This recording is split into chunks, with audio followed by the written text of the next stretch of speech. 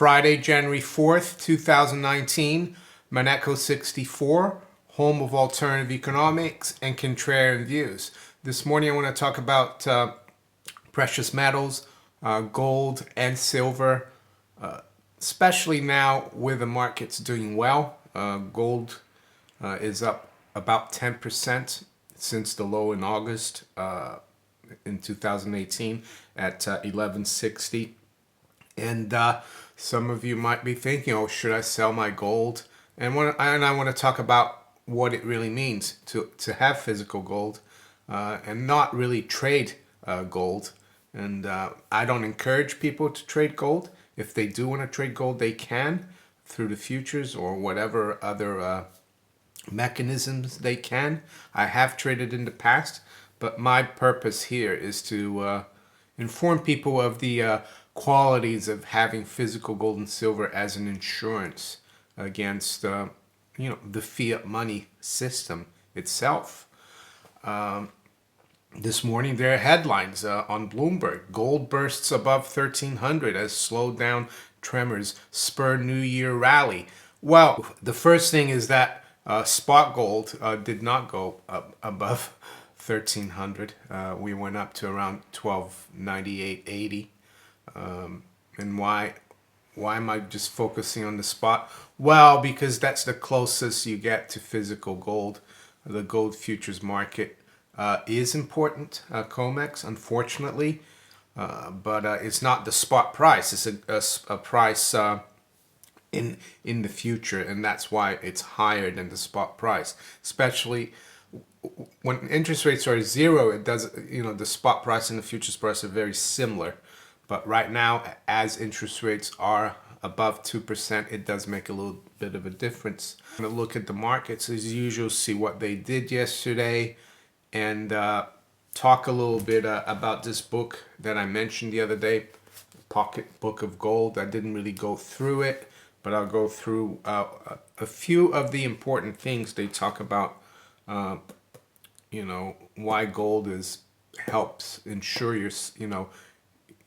your wealth, your savings against what they call monetary mayhem or fiat money inflation or instability or crisis in the markets and the monetary system.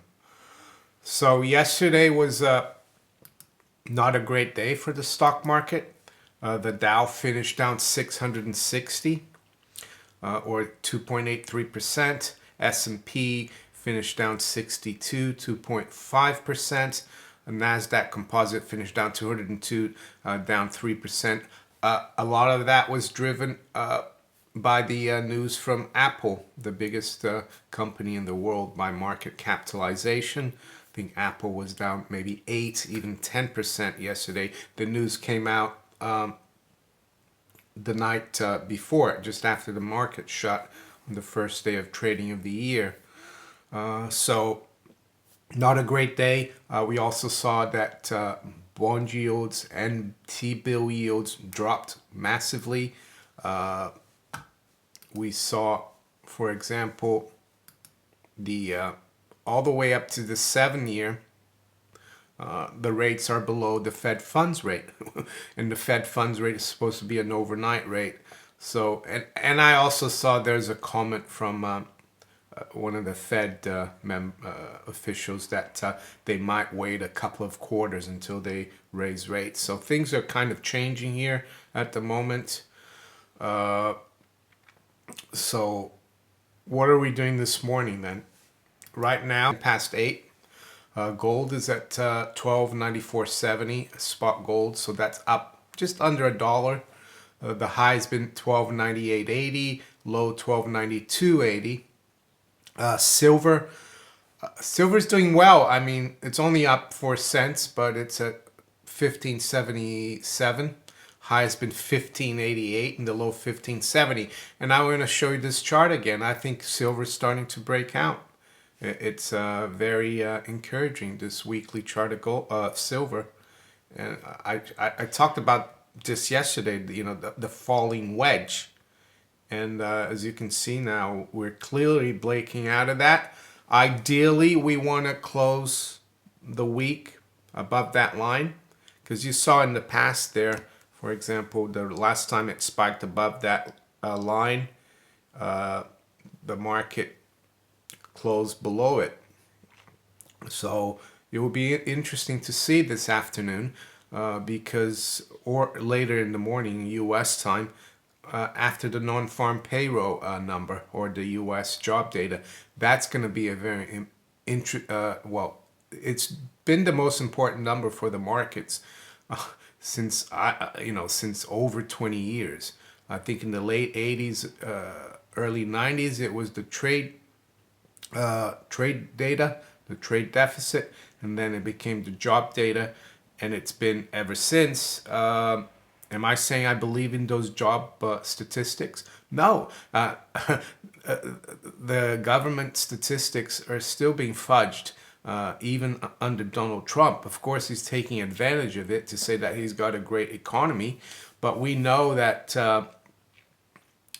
the labor market participation, we know that there's over 90 million Americans who are not in the workforce, who could be in the workforce. So this 3.7 or 3.8 unemployment rate is only based on the people who are claiming, who are claiming, not claiming, but yeah, who are claiming and who are looking for jobs.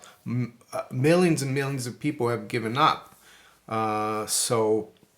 But it does move the market. So we need to keep an eye on that. Yesterday as well, there were some statistics that came out, and they're quite weak.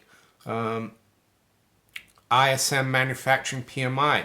Well, what is that? Well, that's the Purchasing Managers Index.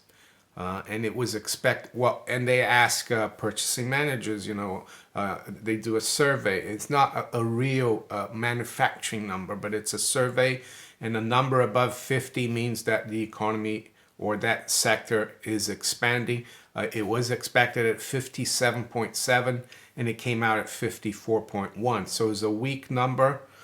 Jobless claims as well. The higher that number is, that it means it's not as good for the economy. It's expected 220,000.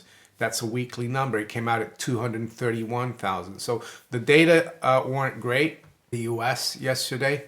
What about the job data today? Well, they expect the unemployment rate to stay at 3.7%. They expect the non-farm payroll to rise 178,000. And the other thing to keep an eye on, which the Fed will keep an eye on, is average hourly earnings. That's expected to rise 0.3%. And the ironic thing is, if these numbers are very good for the economy, the market actually might continue dropping, because it means the Fed will be probably forced to raise rates, because the main reason for them for raising rates, they say it's because they're data dependent, not dependent on the stock market, right? So we'll have to, it's going to be an interesting day. For my UK viewers, just to let you know, we had some data earlier this morning. Nationwide house price index was expected to rise 0.1% for the month of December. It dropped 0.7%. Year on year is expected to rise 1.5%, and it only rose 0.5%. So that's the housing market in the UK. Not great. Continuing with the markets. So silver doing great in my opinion, but we'll have to keep an eye on it. Well, the futures, the stock market is doing well this morning. It's rebounded. The Dow is up 185 or 0.8% at 22,873. But before I go continue, I just want to show you the chart of the Dow. I mean, this is what it looks like right now. We have that post-Christmas rally, and now we're dropping again. Doesn't look good still, in my opinion. And the other thing I would note, I've been reading stories recently of the Office of Controller of the Currency, the OCC, a government entity in the U.S., and yesterday the FDIC, Federal Deposit Insurance Corporation. They've come out and said the banks are doing great, there's no problem. And people are a bit puzzled, because if everything's fine, why are they coming out? So this we need to keep that in mind. Do I think we're in a crisis? Not right now. We're still far away from crisis mode. We could be in the beginning of one, but nowhere near, I would say. So S&P up 21 and a quarter, 0.88%, 2469. NASDAQ 100 future up 1.2% at 62.22. So the stock market is rebounding. Some of you sometimes comment, oh, I want to see everything collapse all at once. Well, it doesn't happen like that in markets. Either way, when they're going up, they go up in a straight line, and when they're going down, they don't go down in a straight line. So we need to be patient. Currencies, the pound is rebounding a bit, 126.58. That's up 0.2%. Euro is back above 114, 114.11, up 0.2 as well. And the dollar's been rebounded fairly well against the yen. That big drop yesterday.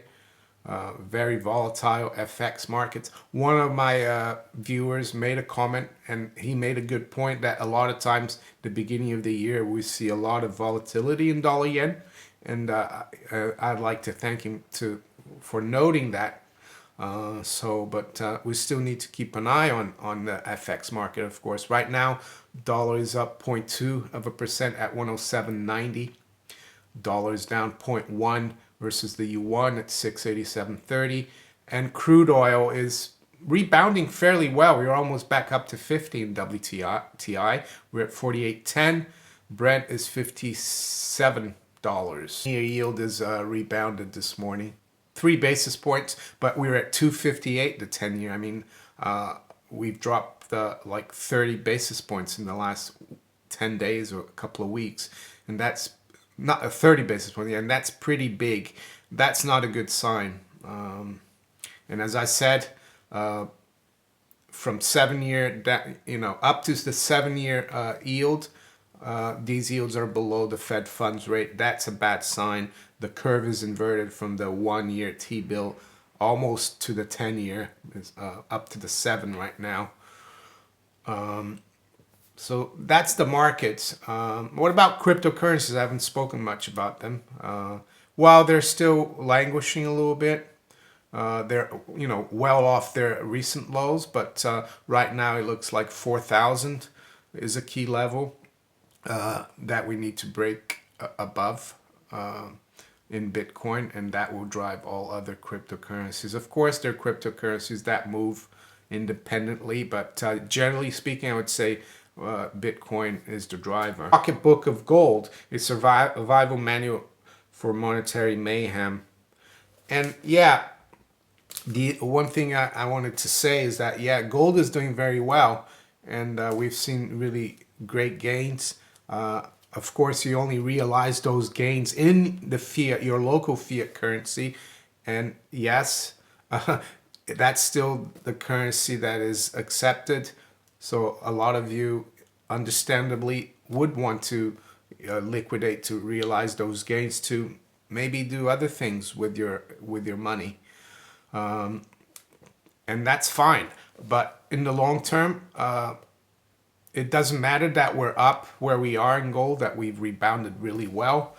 I think we need to keep the same strategy of trying to dollar cost average as much as possible, not just for gold, but for silver, and physical gold and silver. And again, for those of you who are in the UK, you can use my maneco 64 promo code at goldinvestments.co.uk. There are other dealers as well. You should do your homework, see where you can get the better deal. So with that, I want to have a look at what some of the things Jim Sinclair and Peter Carlin say about gold. And I'll start from the beginning. Chapter 1, why own gold? Gold is insurance. So let's have a look here. Chapter 1, and they quote Ludwig von Mises before they start their chapter. And Ludwig von Mises says, There's no means of avoiding a final collapse of a boom brought about by credit expansion. The alternative is only whether the crisis should come sooner as a result of a voluntary abandonment of further credit expansion, or later as a final and total catastrophe of the currency system involved. So this is the famous crack up boom von Mises of the Austrian school talks about. Will our monetary authorities double down? If we do, this looks like a crisis. If it becomes worse and worse and things implode, will they come back? Will they cut rates again at the Fed? Will they reinstitute QE? Will they stop the QT? It's possible, but eventually that's going to implode, or it's going to, confidence is going to be lost in the system, and that's what hyperinflation is. So gold is insurance.